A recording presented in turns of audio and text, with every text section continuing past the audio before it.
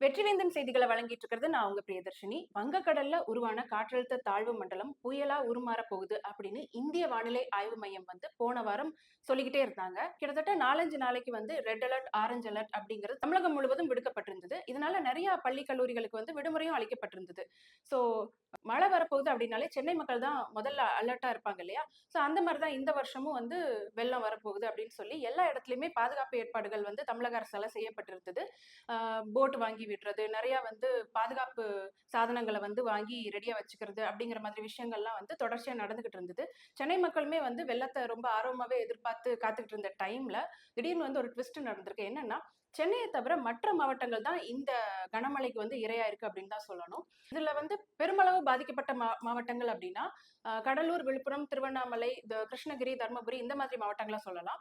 புதுச்சேரியுமே இதுல பெருமளவு பாதிக்கப்பட்டிருக்கு. புதுச்சேரி காந்தி சிலை இருக்கக்கூடிய இடத்த சுத்தி எல்லாமே தண்ணி பயங்கரமா சூழ்ந்திருக்கு.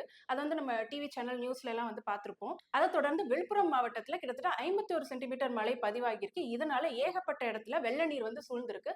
வீடுகள்ல வாழக்கூடிய மக்கள் எல்லாருமே வெளியே வர முடியாத அளவுக்கு நிலவரம் ரொம்பவே மோசம் அடைஞ்சிருக்கு போன வாரத்துல. இந்த மாதிரி ஒரு சூழ்நிலை நிலவிக்கிட்டு இருந்ததுனால அமைச்சர் பொன்முடி அந்த இடத்த போய் விசிட் பண்ணலாம் அப்படின்னு டிசைட் பண்றாரு. அமைச்சர் பொன்முடி, அவருடைய மகனும் முன்னாள் எம்பியுமான கௌதம் சிகாமணி, கலெக்டர் பழனி, அவர் கூட சில நிர்வாகிகள், போலீஸ் அதிகாரிகள் எல்லாருமே ஒரு டீமா அந்த வெள்ளம் பாதிச்ச இடத்த பார்க்கலாம் அப்படின்னு சொல்லி போயிருக்காங்க. அப்போ அந்த இடத்துல இருந்த ஊர் மக்கள் எல்லாருமே ரொம்பவே கோவமா இருந்திருக்காங்க. அவங்க அமைச்சர் பொன்முடிய பார்த்ததுமே கீழ இருந்த சேத்த வாரி அவர் மேல இறைச்சிருக்காங்க. இதுக்கு காரணம் என்ன அப்படின்னா, மழை பெஞ்சதுனால 3 நாளா கரண்ட் இல்ல, சரியான சாப்பாடு இல்ல, அரிசி எல்லாம் தண்ணியில அடிச்சிட்டு போயிருக்கு. சரியான உணவு இல்ல, தங்குறதுக்கு சரியான இடம் இல்ல, எந்த இடமுமே கிளீனா இல்ல அப்படிங்கிற ஒரு கோவத்துல மக்கள் இருந்திருக்காங்க. தமிழக அரசு பாதுகாப்பு நடவடிக்கைகள் எதுவுமே எடுக்கல அப்படிங்கிறது ஒரு கோவம். அது போக சுத்தம் பண்றதுக்கான எந்த ஒரு ஸ்டெப்புமே அவங்க இது நாள் வரைக்கும் எடுக்கல அப்படிங்கிற கோவத்தினால அவங்க அந்த கோபத்த அமைச்சர் பொன்முடி மேல சேத்தவாரி இறைச்சு காட்டியிருக்காங்க.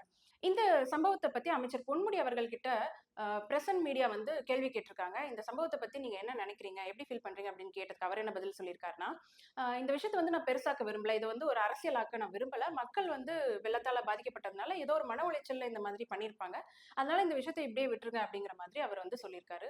விழுப்புரம் மாவட்டத்துல இருக்கக்கூடிய மரக்காணம், திண்டிவனம், கோலியனூர் போன்ற பல பகுதிகளில் வெள்ள நீர் அதிகமா சூழ்ந்திருந்ததுனால அந்த ஏரியாவே ஒரு தனி தீவு மாதிரி கொஞ்ச நாளா காட்சியளிச்சுட்டு இருந்தது. அந்த ஏரியால உள்ள மக்கள் தான் ரொம்பவே அதிகமா பாதிக்கப்பட்டதா சொல்லப்பட்டுட்டு வந்துட்டு இருக்கு. இதை தொடர்ந்து திருவண்ணாமலை மாவட்டத்துல நடந்த ஒரு முக்கியமான சம்பவத்தை பத்தி தான் நம்ம அடுத்து இந்த வீடியோல பார்க்க போறோம். பல்லாயிரம் நூற்றாண்டுகளுக்கு முன்னாடி கல்லாலையும் மண்ணாலையும் உருவான ஒரு மலை தான் இந்த திருவண்ணாமலை. இந்த திருவண்ணாமலை மாவட்டத்துல இருக்கக்கூடிய பிரசித்தி பெற்ற கோயிலான அருணாச்சலேஸ்வரர் கோயிலை தெரியாதுன்னு யாருமே சொல்ல முடியாது. வருஷம் வருஷம் இங்கதான் திருவண்ணாமலை கார்த்திகை தீபம் சிறப்பா நடந்தேறும். பயங்கரமா பெஞ்ச கனமழைனால திருவண்ணாமலை தீபமலையில இருக்கக்கூடிய பாறைகள் மண் அரிப்பு ஏற்பட்டு உருண்டு விழுந்திருக்கு. மலை அடிவாரத்துல வாழ்ந்துட்டு இருந்த சில மக்களோட வீடுகள் மேல அந்த பாறைகள் உருண்டு விழுந்திருக்குங்கிறது ரொம்ப வருத்தத்துக்குரிய விஷயமா கடந்த சில நாட்கள்ல இருந்துச்சு. இந்த பெங்கால் சைக்ளோனால ஏற்பட்ட கனமழையினால மண்ணரிப்பு ஏற்பட்டு அங்க ஒரு நிலச்சரிவு நடந்திருக்கு. அந்த நிலச்சரிவுல 7 பேரு சிக்கி உயிரிழந்திருக்காங்க. 32 வயசை சேர்ந்த ஒரு ஆண், 26 வயசை சேர்ந்த ஒரு பெண் மற்றும் 5 சின்ன குழந்தைகள் அந்த நிலச்சரிவுல சிக்கி உயிரிழந்திருக்காங்க. நிலச்சரிவு ஏற்பட்டு பாறைகள் உருண்டு விழுந்து சில வீடுகள் சேதமடைஞ்சிருக்குங்கிற விஷயத்த திருவண்ணாமலை மாவட்டத்தோட கலெக்டர் கேள்விப்பட்டு அந்த இடத்துக்கு சீக்கிரமா போயிருந்திருக்காரு. உடனடியா பேரிடர் மீட்பு குழுவினர் எல்லாரையுமே கூப்பிட்டு அந்த இடத்த சீக்கிரமா தோண்டி உள்ள ஏதாவது மக்கள் மாட்டியிருக்காங்களான்னு அவரு செக் பண்ண சொல்லியிருந்தாரு. அதை தொடர்ந்து மீட்பு பணி குழுவினரும் அந்த இடத்தை சுத்தி இருக்கிற இடர்பாடுகளை அகற்ற முயற்சியில ஈடுபட்டிருந்தாங்க. அந்த இடத்துல அதிகமான மரங்கள் இருந்ததுனால இயந்திரங்களை கொண்டு மரங்களை முதல்ல அந்த இடத்துல இருந்து கிளியர் பண்ணலாம் அப்படின்னு சொல்லி முடிவு பண்ணி கிளியர் பண்ணிருக்காங்க. அதுக்கப்புறமா வீட்டோட மேற்கூரைகள் எல்லாத்தையுமே அப்புறப்படுத்திருக்காங்க. ஜேசிபி மாதிரியான கனரக வாகனங்களை கொண்டு அந்த இடத்துல உள்ள மண்ணை கொஞ்சம் கொஞ்சமா தோண்டி பார்க்கும் போதுதான் அங்க மாட்டியிருந்த மக்கள் எல்லாமே சடலமா கிடக்குறாங்க அப்படிங்கிற ஒரு விஷயம் எல்லாருக்குமே தெரிய வந்துச்சு. பெஞ்சிட்டு இருக்கிற கனமழையும் மீறி ஜேசிபி வாகனங்களை வச்சு உள்ள மாட்டியிருக்கிற சடலங்கள் எல்லாரையுமே மீட்பு பணிக்குழுவினர் மீட்டெடுக்கிற முயற்சியில ஈடுபட்டு இருந்தாங்க. சடலங்கள் அந்த மண் குவியல்ல இருந்து மேல வரும்போது சுத்தி இருந்த மக்கள் எல்லாருமே அதை பார்வையிட்டு இருந்தாங்க.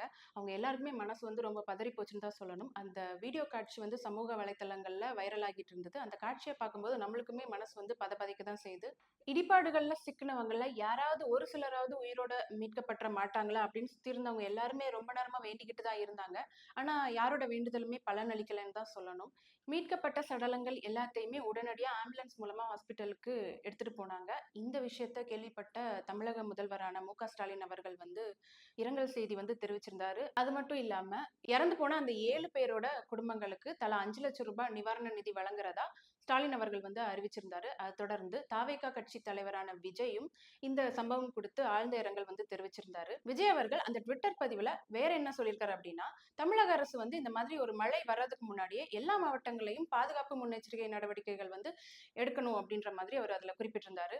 திருவண்ணாமலையில இந்த மாதிரி ஒரு நிலச்சரிவு திடீர்னு ஏற்பட்டிருக்கிறது வந்து யாராலையுமே நம்ப முடியாத ஒரு விஷயமா தான் இருந்துட்டு இருக்கு. ஏன்னா, நம்ம தமிழ்நாட்டுல வந்து நிலச்சரிவுங்கிறது அடிக்கடி ஏற்படுறது இல்ல. ரீசென்ட்டா வந்து கேரளால உள்ள வயநாட்டுல தான் இந்த மாதிரி ஒரு பெரிய நிலச்சரிவு ஏற்பட்டு, அது நெறைய மக்களோட உயிர்கள வந்து பலி வாங்கிட்டு போயிருந்தது. மற்ற மாநிலங்கள்ல இத வந்து நடக்கும்போது நம்ம கேள்விப்பட்டிருப்போம். ஆனா தமிழ்நாட்டுல இப்படி ஒரு நிலச்சரிவு நடந்து, இப்படி ஒரு கோரமான சம்பவம் நடந்தத நம்ம அதிக அளவுல கேள்விப்பட்டிருக்க மாட்டோம். இந்த முறை அது நடந்திருக்கு. இதுக்கான காரணம் என்ன அப்படின்னா, திருவண்ணாமலை மலையில இருக்கக்கூடிய அந்த கல்லு, மண்ணு இதெல்லாம் சேர்ந்து தான் வந்து அந்த இடத்த வந்து தாங்கி பிடிச்சுட்டு இருக்கு. அது வந்து நேச்சுரலா உருவான மலை அப்படிங்கிறதுனால, மரங்கள், கல்லு, மண்ணு, பாறைகள் இதெல்லாம் சேர்ந்து தான் அந்த மலை. திருவண்ணாமலையில உள்ள மக்கள் வசிப்பிடம் வேணும் அப்படிங்கிறதுக்காக, அங்க இருக்கிற மண்ணு, கல்லு இதெல்லாத்தையும் வந்து எடுத்து வீடு கட்டுறதுக்காக வந்து பயன்படுத்துறது. அங்க உள்ள மரங்கள வெட்டி அவங்களோட தேவைகளுக்கு பயன்படுத்துறது. இந்த மாதிரியான விஷயங்கள் பண்ணிட்டு இருக்கிறது தான், இப்போ இந்த மாதிரி ஒரு நிலச்சரிவு ஏற்பட்டிருக்கிறதுக்கு காரணம். அங்க உள்ள கல்லு, மண்ணு, மரங்கள் இதெல்லாம் இல்ல அப்டின்னா, அந்த பாறைகள் வந்து எந்த சப்போர்ட்ல வந்து நிக்கும்? அந்த மண் வந்து மொத்தமா லூஸ் ஆயி இந்த மாதிரி ஒரு நிலச்சரிவு ஏற்பட தான் செய்யும். ஸோ இத வந்து இனிமே ஃபியூச்சர்ல நடக்காம தடுக்கணும் அப்டின்னா, நம்ம வந்து மரங்கள அழிக்கிறதோ, மண்ண திருடுறதோ இந்த மாதிரியான விஷயங்கள்லாம் செய்யாம, இயற்கைய பாதுகாக்கிற முயற்சியில ஈடுபட வேண்டியது இருக்கும். இயற்கைய காப்பாத்துறதுக்கு நம்மளால எதுவும் செய்ய முடியலனாலும் பரவால்ல. ஆனா இயற்கைய அழிக்காம இருக்கிற ஒரு மிகப்பெரிய செயல நம்மளால நிச்சயமா செய்ய முடியும். நான் சொல்ற விஷயம் சரின்னு பட்டுச்சுன்னா, இந்த வீடியோவ லைக் பண்ணுங்க, கமெண்ட் பண்ணுங்க மற்றும் உங்களுக்கு தெரிஞ்சவங்க எல்லாருக்குமே ஷேர் பண்ணுங்க.